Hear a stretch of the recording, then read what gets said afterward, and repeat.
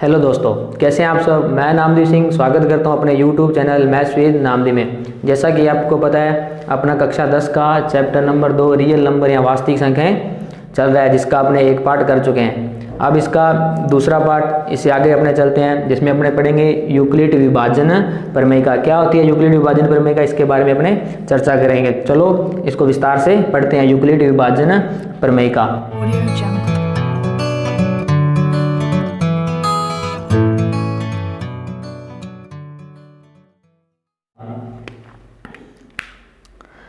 जैसा कि आपको मैं बताना चाहूँ, जैसे मैंने लिखा 15, अगर मैं 15 में 8 का भाग लगाना चाहूँ, 15 में 8 का भाग लगाएं तो 8 है कम 8, तो शेषफल कितना बचा, 7 बचा। तो इस 15 को लिख कैसे लिख सकता हूँ मैं, इस 8 को मैं 1 के साथ मल्टीप्लाई करके, यानी कि 8 गुणा 1 प्लस में कितना 7, यानी कि 15 को मैंने कैसे लिख लिया, 8 गुणा 1 प्लस में कितना 7, यानी कि जो 15 में अगर 8 का डिवाइड है, ये क्या है भागफल होगा, और जो ये बचा ये क्या है शेषफल, यानी कि भागफल तो कितना आया अपने पास 1 आया, और शेषफल कितना आया 7, यानी कि 15 को मैंने लिखा 8 गुणा में क्या भागफल प्लस में कितना शेषफल, यानी कि जो ये जिसमें भाग लगाते हैं इसको बोलते हैं भाज्य। क्या बोलते हैं भाज्य, और जिसका भाग लगाया जाता है इसको बोलते हैं भाजक, और जो इधर अपने को मिलता है ये क्या होता है भागफल, और ये जो अपने को मिला ये क्या है शेषफल। तो अपने लिख सकते हैं जो भाज्य होता है, भाज्य बराबर क्या होता है भाजक इंटू भागफल प्लस में क्या शेषफल, यानी कि जो भाज्य है, यानी कि 15 को किस क्या लिख सकते हैं भाजक इंटू भागफल, भाजक इंटू भागफल प्लस में क्या शेषफल अपने लिख सकते हैं। जैसे मैंने कहा ए और बी कोई धनात्मक पूर्णांक है, ए और बी क्या है पॉजिटिव इंटीजर, यानी कि धनात्मक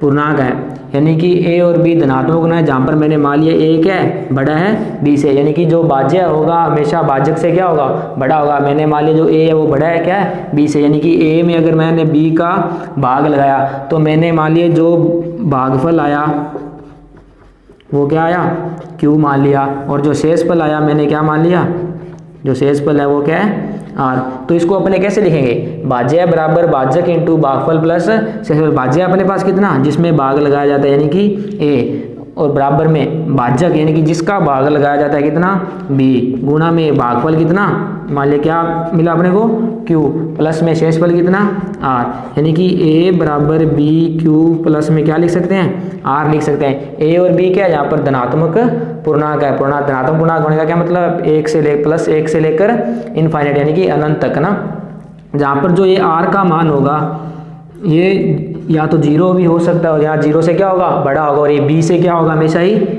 छोटा होगा, यानी कि जो ये r का यानी कि जो शेषफल होगा वो भाजक से तो छोटा होगा, और 0 के बराबर भी हो सकता है, और 0 से बड़ा भी हो सकता है। इसी को बोलते हैं यूक्लिड विभाजन प्रमेयिका, यानी कि भाज्य बराबर भाजक इंटू भागफल प्लस शेषफल। यहाँ पर जो शेषफल होता है वो भाजक से तो छोटा होता है, और 0 से बड़ा होगा या उसके बराबर भी हो सकता है। इसी को बोलते हैं यूक्लिड विभाजन प्रमेयिका। क्या पढ़ा यूक्लिड विभाजन प्रमेयिका में, जिसमें ए और बी क्या हो धनात्मक पूर्णांक हो, तो धनात्मक पूर्णांक हो यानी कि ए क्या हो बड़ा हो तथा ए क्या हो बड़ा हो बी से, तो क्या लिख सकते हैं इसको ए बराबर बी गुणा में क्यू प्लस में क्या क्यू क्या है यहाँ पर भागफल, और आर क्या है यहाँ पर शेषफल, और जो आर का मान होगा वो 0 के बराबर होगा या 0 से क्या होगा बड़ा होगा, और बी से क्या होगा छोटा, बी यानी कि जिसका भाग लगाते हैं उससे तो छोटा होगा या 0 से बड़ा होगा, या 0 के क्या हो सकता है बराबर भी हो सकता है। जैसे मैंने लिखा 26, अगर मैं 26 में मैंने भाग लगाया किसका 7 का, तो कितनी बार में जाएगा 3 टाइम्स जाएगा 21, तो शेषफल कितना आया 5।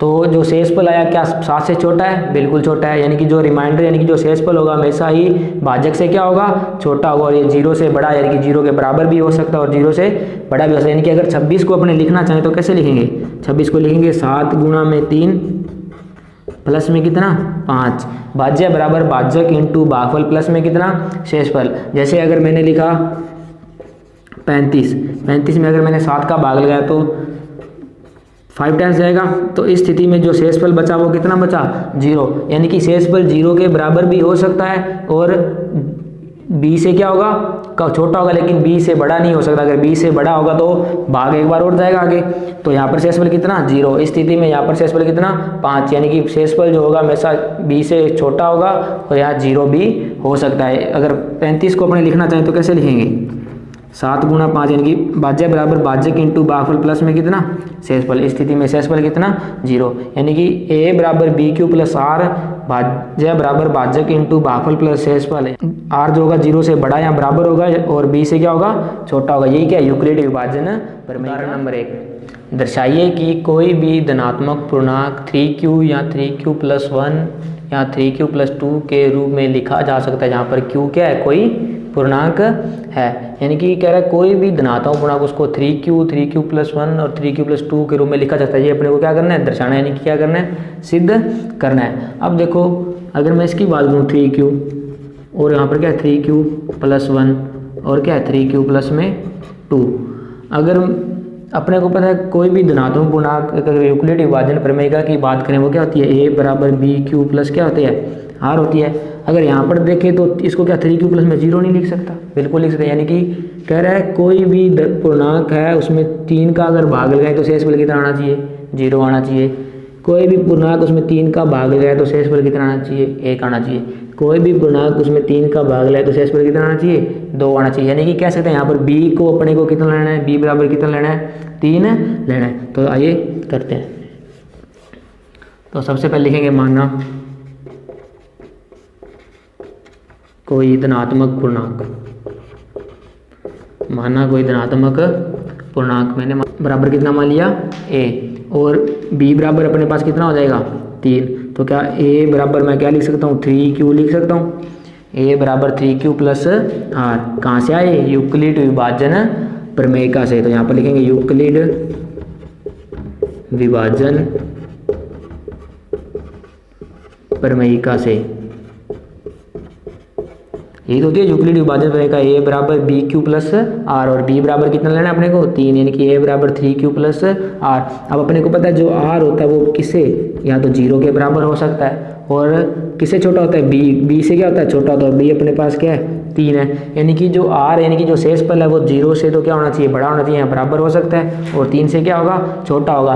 3 से छोटा और 0 के बराबर यानी कि रखें तो r बराबर क्या ले सकते हैं अपने, 0 ले सकते हैं। r बराबर क्या ले सकते हैं, 1 ले सकते हैं, और r बराबर क्या ले सकते हैं, 2।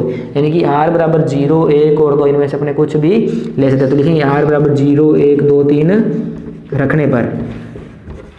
अब इसमें रखो r बराबर पहले 0 रखेंगे तो पहले लिखेंगे r बराबर 0 रखने पर। तो r क्या हो सकता है, 0 भी हो सकता है, 1 भी हो सकता है। r 3 से तो क्या होगा, छोटा होगा, r 0 से बड़ा या 0 के क्या हो सकता है, बराबर हो सकता है। कहें तो r बराबर 0 भी हो सकता है, 1 भी हो सकता है, और क्या हो सकता है, 2 भी हो सकता है।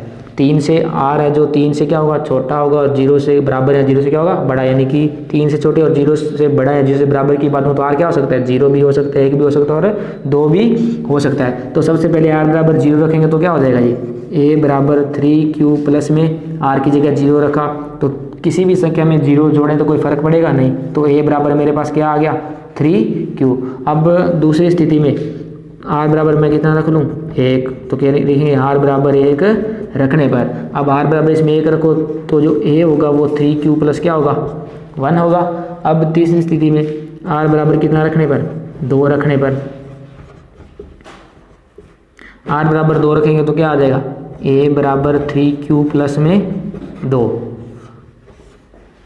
और यही अपने को सिद्ध करना था। अभी कोई भी धनात्मक पूर्णांक अपने क्या मान लिया, a। अब अपने a को किस में लिख दिया, 3q के रूप में भी लिख दिया, 3q प्लस 1 के रूप में भी लिख दिया, और 3q प्लस 2 के रूप में भी लिख दिया। तो ये इस सवाल का क्या हो जाएगा, आंसर हो जाएगा। यानी कि कोई भी धनात्मक पूर्णांक उसको 3q प्लस 1 और 3q प्लस 2 के रूप में अपने लिख सकते हैं। तो आप ये लिख सकते हैं, कॉपी में नोट डाउन कर सकते हैं। आइए इसको अपने एक तरीके और से भी कर सकते हैं। अगर ये तरीका नहीं समझ में आता तो अपने एक तरीके और से भी कर सकते हैं। आइए उस पर अपने चर्चा करते हैं। कह रहा है कोई भी धनात्मक पूर्णांक, अब अपने को पता है धनात्मक पूर्णांक क्या होते हैं, 1 भी हो सकता है, 2 भी हो सकता है, 3 भी, 4 भी, 5, 6, 7, 8, 9 इस तरह से ना। धनात्मक पूर्णांक है तो यानी कि एक तरह से नेचुरल नंबर यानी कि प्राकृत संख्या, यानी कल बताया था ना जो धनात्मक पूर्णांक होते हैं वही क्या होते हैं, प्राकृत संख्याएं होती है। यानी कि कोई भी धनात्मक पूर्णांक उसको अपने इस रूप में लिखना है तो ये अपने को क्या करना है सिद्ध। अब अपने को पता है धनात्मक पूर्णांक कैसे होते हैं, ऐसे ही होते हैं ना, धनात्मक पूर्णांक 1 2 3 4 5 6 7 8 9 इसी रूप में होंगे। अब यानी कि कोई भी संख्या उसमें किसका भाग लगाएगा, 3 का भाग लगाया, उसमें शेषफल कितना आना चाहिए 0। कोई संख्या जिसमें 3 का भाग लगाया उसमें शेषफल कितना आना चाहिए 1। संख्या 3 का भाग लगाया और शेषफल कितना आना चाहिए 2 आना चाहिए। धनात्मक 1 की बात करूँ, 1 में मैंने किसका भाग लगाया 3 का, अब 0 बार जाएंगे तो 0, शेषफल कितना आएगा 1 आएगा। तो इसको कैसे लिख सकते हैं अपने, अब आगे देखो 2 में किसका भाग लगाएंगे 3 का भाग लगाएंगे, 2 में 3 का भाग लगाएंगे तो 0 बार, यहाँ पर 0, शेषफल कितना आया 2। आगे 3 में 3 का भाग लगाएंगे तो कितनी बार में जाएगा 3 एकम 3 और शेषफल कितना 0। अब आगे देखो 4 में 3 का भाग लगाएंगे तो 3 एकम 3, शेषफल कितना 1। 5 में 3 का भाग लगाएंगे तो 3 एकम 3, 5 में से 3 गया 2। अब आगे 6 में 3 का भाग लेंगे तो 3 दूनी 6, शेषफल कितना 0। अब अगर यहाँ से अपने देखें तो इस एक को क्या लिखा अपने BQ प्लस शेषफल है ना, A बराबर BQ प्लस R ही होता है। यहाँ पर A क्या है 1 है और B का मान कितना है, यानी कि जिसका भाग लगाते हैं 3, भागफल कितना 0 और शेषफल कितना 1। तो अब यहाँ से अपने लिखना चाहें तो कैसे लिखेंगे इसको, 2 बराबर 3 इंटू 0 प्लस में शेषफल कितना 2। अब यहाँ से देखें तो 3 बराबर 3 इंटू 1 प्लस में 0। यहाँ से देखें तो 3 इंटू जो 4 है उसको क्या लिख सकेंगे 3 इंटू 1 प्लस 1, और 5 को लिखेंगे तो क्या लिखेंगे 3 इंटू 1 प्लस 2। 6 को अगर देखेंगे तो क्या लिखेंगे 3 इंटू 2 प्लस में 0। अब देखो 3 into 0 plus 1, 3 into 1 plus 0, 3 into 1 plus 1, 3 into 1 plus 2, 3 into 2 plus 0, यानी कि 3 तो सब में आ रहा है ना, 3 इसमें भी है, 3 इसमें भी है, 3 इसमें भी है, 3 इसमें भी है, 3 यानी कि कोई भी धनात्मक पूर्णांक यानी 1 था तो 3 इंटू 0 प्लस 1, 2 था तो 3 इंटू 0 प्लस 2, 3 था तो 3 इंटू 1 प्लस 0, 4 था तो 3 इंटू 1 प्लस 1, 5 था तो 3 इंटू 1 प्लस 2, 6 था तो 3 इंटू 2 प्लस 0। यानी कि अगर इसकी बात करें अपने इन दो की बात करें है ना, कोई धनात्मक 3 और 6 की बात करूँ तो यहाँ पर देखो 3 इसमें भी है और 3 क्या है इसमें भी है, और इसके गुणा में कितना 1 प्लस में कितना 0, यानी कि 3 को ऐसे लिखा। अगर यहाँ से देखो 6 बराबर क्या है 3 गुणा 2 प्लस में 0। अगर आगे 9 आएगा तो क्या आएगा 3 गुणा 3 प्लस में 0, यानी कि कोई भी धनात्मक बना उसको देखो ये 3 3 3 तो सब में ही, यानी कि मैंने 3 इसको Q मान लिया। Q कोई भी पूर्णांक कह रहा है ना, Q कोई भी पूर्णांक यानी कि Q 1 2 3 कुछ भी हो सकता है, तो Q कितना 1 2 3 कुछ भी हो सकता है। प्लस में शेषफल कितना आ रहा है 0, यानी कि इसको क्या लिख सकते हैं 3Q, यानी कि कोई भी धनात्मक बना उसको अपने 3Q के रूप में लिखा जा सकता है। अब आगे देखो अगर मैं इसकी बात करूँ 1 की 3 इंटू 0 प्लस 1, इसकी बात करूँ 4 की 4 बराबर 3 इंटू 1 प्लस 1, आगे क्या आएगा 7 की बात करूँ तो 3 इंटू 2 प्लस 1।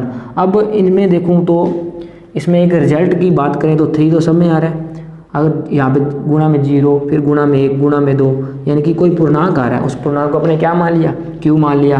प्लस में कितना 1 से 1 इसमें भी आ रहा है 1 इसमें भी आ रहा है 1 इसमें, यानी कि कोई भी धनात्मक गुणांक इस रूप में भी हो सकता है 3Q प्लस 1 के रूप में भी हो सकता है। अब इसकी बात करें 2 की 3 इंटू 0 प्लस 2, और इसकी बात करें 5 की 3 इंटू 1 प्लस 2, 8 की बात करें तो 3 इंटू 2 प्लस 2। 2 को क्या लिखा 3 इंटू 0 प्लस 2, 5 को क्या लिखा 3 गुणा 1 प्लस 2, 8 को क्या लिखा 3 गुणा 2 प्लस 1, यानी कि 3 इसमें भी आ रहा है 3 इसमें भी आ रहा है 3 इसमें भी आ रहा है, तो 3 तो सब में आ रहा है। अब देखो शेषफल इसमें भी 2 इसमें भी 2 इसमें भी 2, यानी कि शेषफल सब में क्या आ रहा है 2।